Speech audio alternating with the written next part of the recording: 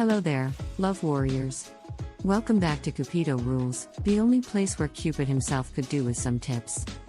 Today, we're diving into a subject that's more than just a buzzword in the relationship world. We're decoding love languages. That's right, we're breaking down how you can show your partner you genuinely care, in a language they actually understand. But what are love languages? No, they're not about whispering sweet nothings in French. Love languages are essentially how we express and interpret love. Psychologist Gary Chapman identified 5 primary love languages: words of affirmation, acts of service, receiving gifts, quality time, and physical touch. Words of affirmation is all about expressing love in words, and no, not just the 3 words "I love you." It's about regularly expressing appreciation, delivering genuine compliments, and regularly voicing your love. Your partner needs to hear you say it as much as possible, and not just when you've screwed up and are trying to get out of the doghouse. Acts of service, on the other hand, is for those who believe actions speak louder than words. If your partner's primary love language is acts of service, they interpret love through actions that make their life easier. That could mean doing the dishes without being asked or picking up their dry cleaning because they had a busy day. They're looking for you to put your love into action. Then, there's receiving gifts. Now, before you panic, this doesn't mean you have to shower your partner with diamonds and designer goods every day. The gifts can be small and symbolic, like picking up their favorite snack on your way home, or a handwritten note slipped into their bag.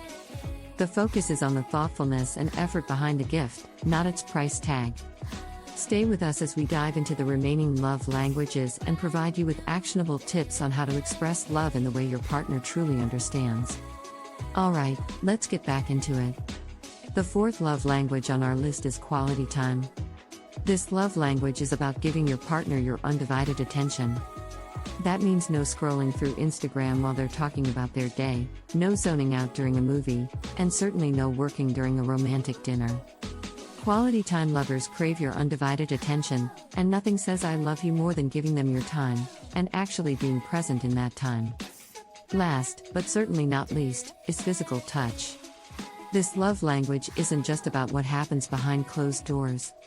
A simple touch on the arm, a quick kiss before leaving for work, or holding hands while walking can speak volumes for those who prefer this love language. A lack of physical contact can be as devastating as a harsh word for this group, so make sure to keep the touch alive.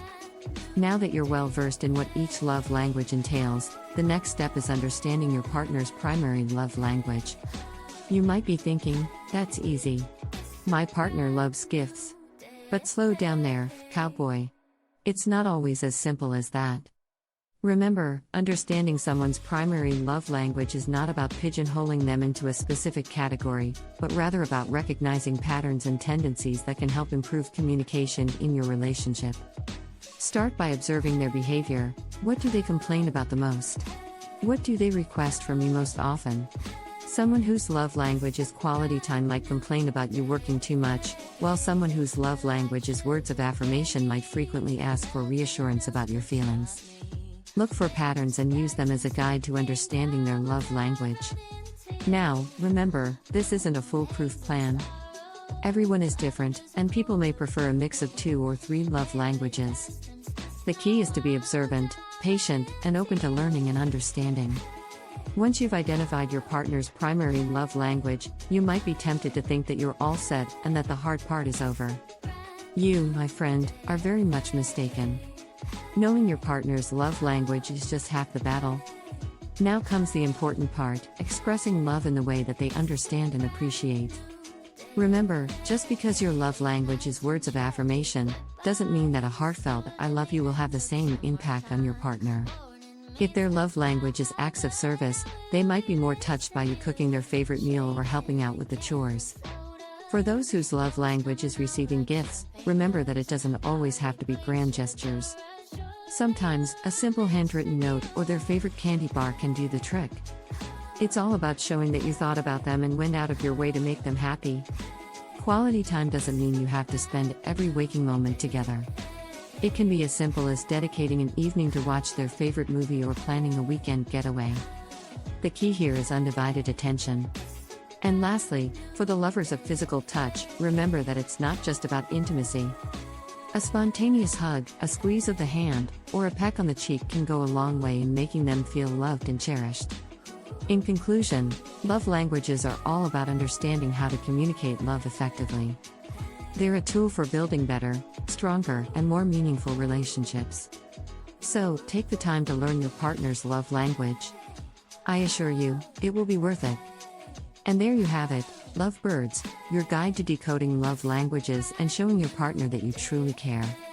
If this advice works wonders for your relationship, which I'm sure it will, don't forget to like, share, and subscribe to Cupido Rules for more relationship wisdom. Until next time, keep love alive.